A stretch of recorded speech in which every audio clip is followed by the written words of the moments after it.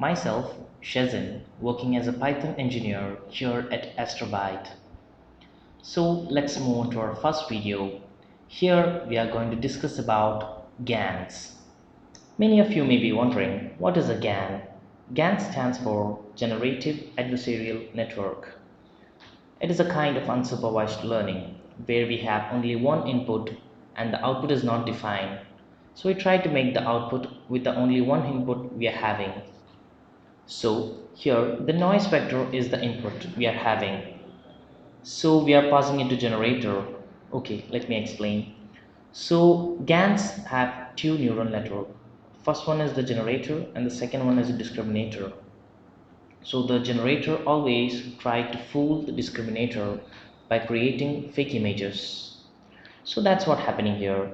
We fetch the noise vector into the generator network and it tries to make fake images with the data having and tries to fool the discriminator, and the discriminator try to predict whether the image which is passed on to it real or fake. So that's what happening here in GANs. So we have talked about GANs. Let me move to a small example using GANs. Generating album cover art with lyrics using GANs. So here we'll be generating album art with the lyrics of that album. So our aim, just think of a situation where you want to create unique album art for your own album. What you'll be doing? Most of your answers will be like you'll be designing it, right? But what if you can make it automated? Yes, you can do it. Here comes the power of GANs, the Generative Adversarial Network. You'd be actually training existing album art to create a new unique one. We'll be discussing it in detail. Let's move to overview. Research. Here we'll be discussing what all data to collect, method and procedure to collect data, and to decide which model to be used for our project. Regarding data, we'll be finding the perfect way to fetch our data through APIs and scraping, processing lyrics, and creating word embedding. In models, we'll be building realistic models like CGAN, DCGAN, and we'll be working with ATTN GAN library.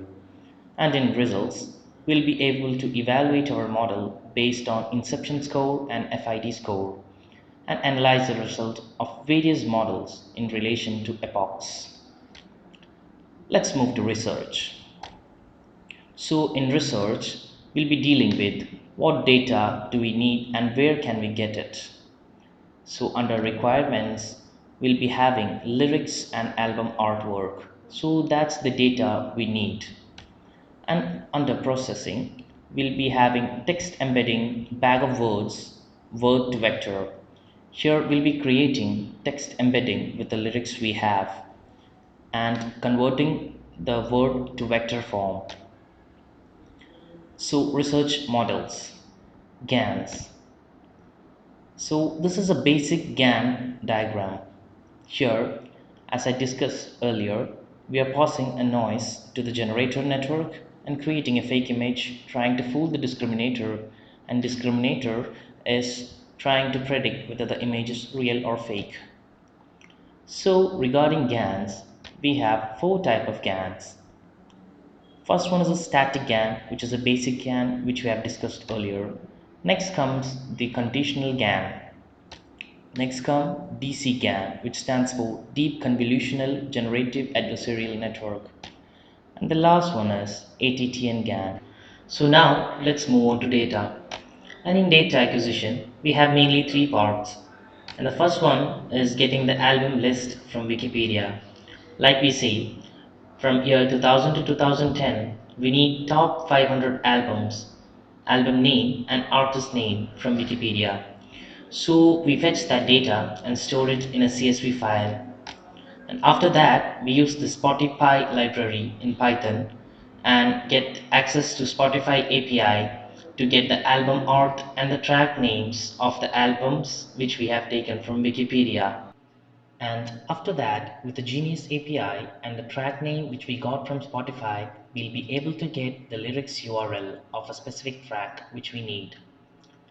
And with Beautiful Soup library in Python, we'll be able to scrap the lyrics of specific album from Genius and store it in separate file.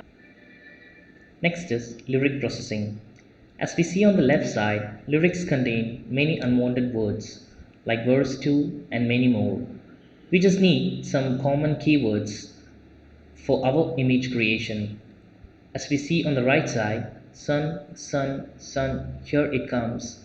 These are some common keywords which we fetched from the lyrics for our image creation. Next comes word embedding, which is a crucial step in our project. Among the most important embedding models, we have taken doc to vec in our project for the word embedding. In word embedding, the text input is converted into single vector representation. Word embedding creates a standardized text dataset a machine learning model can train on. Models. Baseline GAN. As we have discussed earlier, this is a basic GAN. Generator is there, discriminator is there, and they both try to fool each other. And baseline GAN outputs. Here is a zero epoch output of the baseline GAN. As we can see, it's not at all efficient.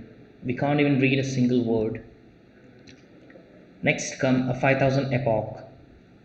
Here it's slightly visible, right? Next is a 30,000 epochs. As we could see, it's more clear and more precise. Next, conditional generative adversarial network. It's a type of GAN which involves conditional generation of image by generator model. In CGAN, conditional setting is applied. That is, both generator and discriminator is conditioned on some sort of information. Here, the discriminator design whether the image created by generator is real or fake. After CGAN, we landed on DCGAN, which stands for Deep Convolutional Generative Adversarial Network. Here, the diagram looks pretty complex. These networks replaces fully connected one layer generator and discriminator network. Here, main advantage is that the pooling technique is introduced by convolutional networks. After running the code in DCGAN, I was getting images like this with almost 4000 epochs. Here you could see at 0 epoch the color blue is more visible. As we increase the epoch, we could see at 4000 epochs the BGR color is somewhat different as compared to the 0 epoch. Next come the last GAN, that is attentional GAN. Here the scenario is totally different. As we can see, there are many DC GANs inside a TTN GAN. We could define it like multiple DC GAN combines to form a TTN GAN. Here, as we discussed before, we are giving a single text input and creating an image. Here, the iteration moves faster than DC GAN, and the image creation is much more clear and precise. The ATTN GAN structure looks almost like this. Here, if we define a yellow bird with black feather and short beak, we'd be getting an image which is closely like this, with our dataset already having an enormous list of birds in it. Next, we move on to results. In results, as we could see in our CGAN model, the inception score graph is increasing as the epoch increases, which says our model is getting better as the epoch increases. Also, we could see the FID score decreases as the epoch increases, which again says our model is getting better as the epoch increases. Let's see the results on DCGAN. We are actually disappointed in DCGAN as we could see the graph fluctuates as the epoch increases. For inception score, it first increases and then decreases, and for FID, it's the same. So we can't give much hope for DC GAN. Now we are at the conclusion of the project. So with my limited knowledge in GAN, I've spent a long time with the album art creation from lyrics. But with large training set and thousands of epochs instead of 100, I would promise that DC GAN can show a significant result.